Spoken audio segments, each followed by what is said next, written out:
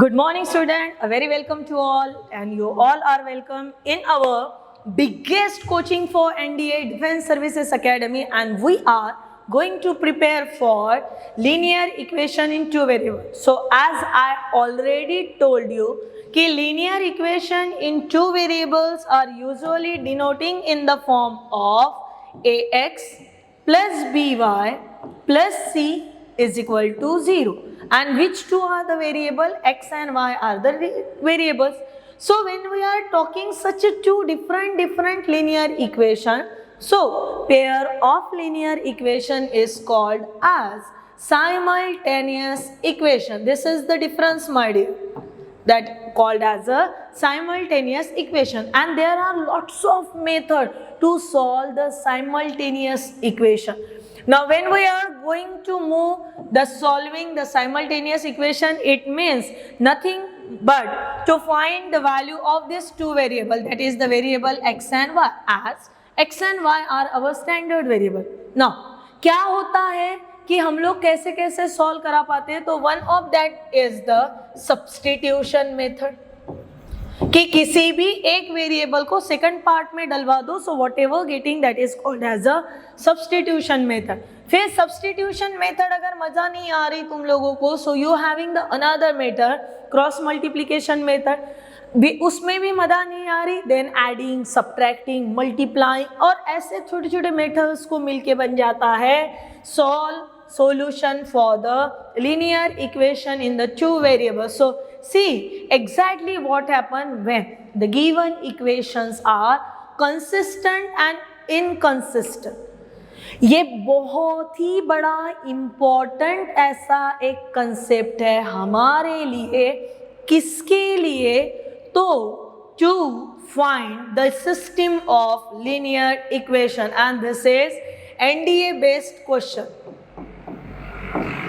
बच्चे का बहुत सारा प्रिपरेशन हो जाता है, then and then also he don't have an idea regarding with the linear equation systems, because he or she hasn't having the idea regarding with the consistent and inconsistent equation.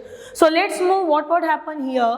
First of all, a system consisting of the two simultaneous linear equation is said to be, दिए हुए system के दो linear equation जो pair में आने के बाद बन रहे साइमल्टेनियस इक्वेशन, ये सबसे पहले क्या है? कंसिस्टेंट. और अगर ये कंसिस्टेंट हुए, इसका मतलब it has at least one solution. At least का मतलब हुआ माय डियर कम से कम एक सॉल्यूशन. और अगर ये इनकंसिस्टेंट है तो उसका मतलब हुआ इसको सॉल्यूशन ही नहीं है. डज नॉट एग्जिस्ट, ये पैटर्न जब आता है इसका मतलब the given system of linear equation. चलिए मैं आपको एक चीज बता चुकी जो आपने 10th में पढ़े होंगे, क्योंकि now you are preparing for the 11th as well as the NDA, तो इम्पोर्टेंट हो जाता है कि 2-4 कंसेप्ट को एट ए टाइम. क्या मेरे बच्चों ने कभी क्रैमर्स रूल ये नाम सुने हैं क्या? इफ एस क्रैमर्स रूल ये नाम अगर आपका सुन के हो गया है, तो क्रैमर्स रूल में we are finding the value of x and y. तो ऐसे ही बोल दिया, बिना कुछ सोचे बिना कुछ समझे मैंने बोल दिया to find the value of X. तो is it possible to find the value of X? No. पर वही अगर क्रैमर्स रूल में two variable form linear equation देके अगर क्रैमर्स रूल अपनाने की बात आई, तो we are finding the value of D, dx, and third one is a dy, and is called as the system of linear equation.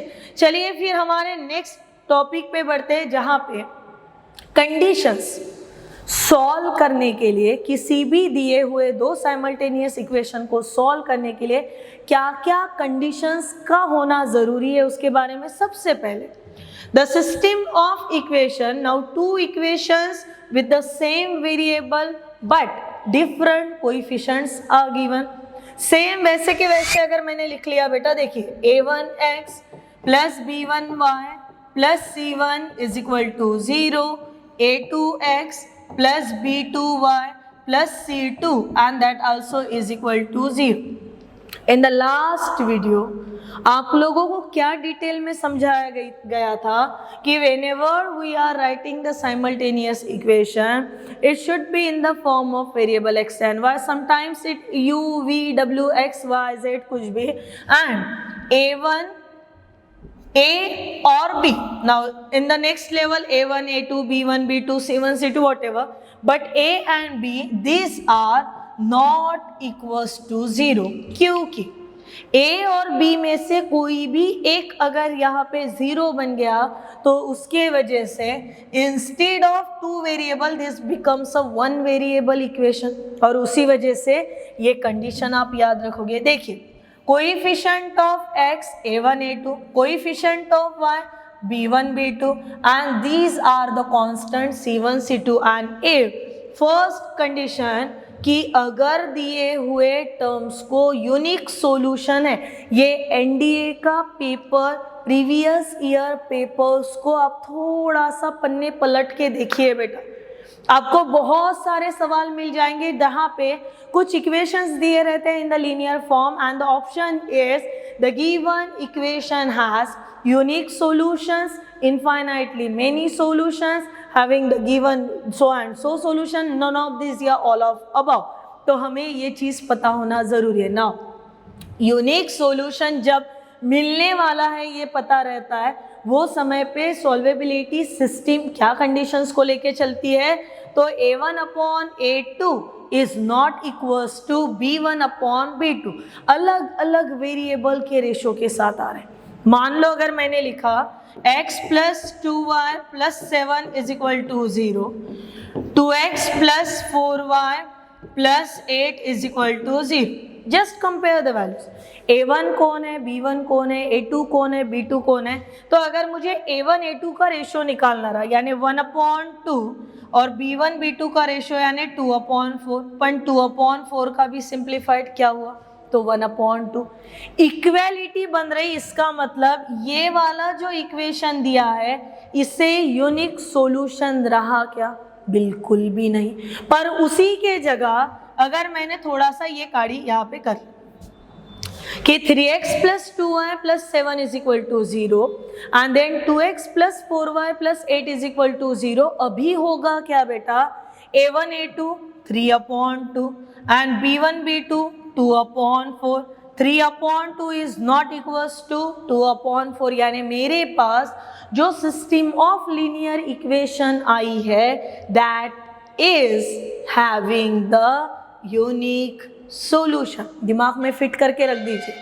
हमें आगे के बहुत सारे 2 साल के लिए तो ज़रूरत है ही है, पर आगे के बहुत सारे कॉम्पिटिटिव एग्जाम के लिए इसकी ज़रूरत पड़ेगी कि यूनिक सॉल्यूशंस कब होता है, when a1 a2 that is the ratio of a1 a2 is not equals to the b1 b2. First one. Move to the second. और क्या होता है, दिए हुए सिस्टम ऑफ इक्वेशंस को इनफाइनाइट नंबर ऑफ सॉल्यूशंस रहते हैं. अभी ये क्या है, इनफाइनाइट माने बहुत सारे, अगणित ऐसे नंबर ऑफ सॉल्यूशंस कब मिलते हैं, जब a1 a2 is equal to b1 b2 and that is equals to c1 c2, जिसे को हम लोग क्या कहते हैं, आइडेंटिकल लाइंस. और एक लाइन को कितने लाइंस आइडेंटिकल हो सकते हैं इसकी कोई गिनती नहीं, इसलिए ये. और जब सिस्टम में a1 a2 is equal to b1 b2 but not equals to the c1 c2, वो समय पे उसे हैविंग द नो सॉल्यूशन. देखिए हम लोग जो लिख रहे हैं ना उसी में हमारा आंसर है. लास्ट वीडियो में I again and again give the reference of the last video because last video में इसका डिटेल दिया गया था. Now see my dear student, a1 upon a2 is equal to b1 upon b2 but is not equals to c1 upon c2. This condition satisfied by the parallel lines. Parallel. अभी ये lines अगर parallel है means no doubt ये एक दूसरे को cut नहीं करने वाली. जो कट करेगी वो इंटरसेक्ट, जो कट नहीं हो रही और ऐसे खड़ी है तो वो हो गई पैरेलल, ये भी हो गया पैरेलल. तो जब दो लाइंस पैरेलल चल रहे हैं तो क्या कोई पॉइंट ऑफ इंटरसेक्शन देंगे, बिल्कुल भी नहीं. और अगर ये दो लाइंस ऐसे खड़े खड़े हैं दो कॉलम्स ऐसे खड़े खड़े हैं, तो इन दोनों का कहीं पे जाके मिलन ही नहीं होना है, दोनों का कहीं जाके पॉइंट ऑफ इंटरसेक्शन ही नहीं मिलना है. तो how could we get the value of x and y? और उसी वजह से remember this condition of parallelity, that is a1 upon a2 is equal to b1 upon b2, but if this is not equals to, क्योंकि equal to हो गया तो identical line है भैया, और जब आइडेंटिकल लाइन्स है तो it has the infinite number of solution, और जब पैरेलल लाइन्स है it has no solution. So within some minute just recall the terms, how many types of solutions or what are the conditions of solvability of linear equation. First one, a1 upon a2 is not equals to the b1 upon b2. System has unique solution. This is the first one. Second, if a1 upon a2, that again equality with the b1 upon b2 again equals with the c1 upon c2, it means system has infinite number of solutions. Third one, if a1 upon a2 is equal to b1 upon b2 but not equals to the c1 upon c2, it means lines are parallel and it has no solution. तो बढ़ते हैं बेटा इन्हीं terms के साथ आगे कुछ next के लिए, और देखिए नेक्स्ट में हमारे पास क्या है, the system of homogeneous equation. किसके लिए सिस्टम काम कर रही है? होमोजीनियस के लिए. होमो का मतलब होता है सेम, साइंस का वर्ड है आपका. केमिकल्स में होमो रहता है, हेटेरो रहता है, सेम वैसे होमो का मतलब हुआ हमारे लिए सेम. तो होमोजीनियस सिस्टम ऑफ इक्वेशन में क्या कारनामे हो सकते हैं उसके बारे में जानिए. थ्योरी बहुत इंपॉर्टेंट है my dear. See, homogeneous equation and previous slide के इक्वेशन में क्या फर्क है वो देखिएगा. प्रीवियस स्लाइड में आपके इक्वेशन कांस्टेंट के साथ थे, बात समझ में आ रही. दैट इज C1 था तो इसके पास C2 था, यहाँ पे बिना कांस्टेंट है. और अगर कहीं पे मेरे बच्चों ने अगर स्ट्रेट लाइन पढ़े हैं तो line passing through the origin and line not passing through the origin वाला कंसेप्ट आता है. And see, if the constant is missing, if the constant is zero, that time equation is in the form of a1x plus b1y is equal to 0 and a2x plus b2y is equal to 0. And इसको only solutions क्या रह सकते हैं? x is equal to 0 and y is equal to 0 कब रह सकते हैं? जब a1 upon a2 is not equals to the b1 upon b2. समझ में आया? ये समय पे सिस्टम ऑफ इक्वेशन में सॉल्यूशन सिर्फ और सिर्फ क्या हो सकते हैं बेटा? तो x is equal to 0 and no doubt y is equal to 0. Now let's take one more example for this.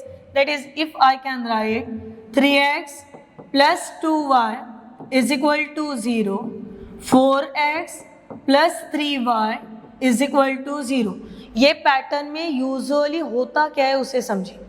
Simultaneous equation है, सॉल्व करने का तरीका पता है, या तो ऐड करो या फिर सब्ट्रैक्ट करो, किसी पर्टिकुलर कोएफिशिएंट से मल्टीप्लाई करो. तो मैंने क्या सोच लिया, equation 1 multiply by 3 and equation 2 multiplied by 2.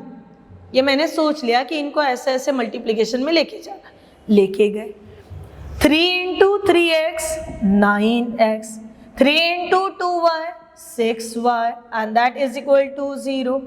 2 into 4x 8x plus 6y and that again is equal to 0. यहाँ पे आपको सेम कोएफिशिएंट है विद द सेम साइन, इसका मतलब सब्ट्रैक्शन करना होगा. तो minus minus this get cancel. 9x plus 8x 17x that is equals to 0.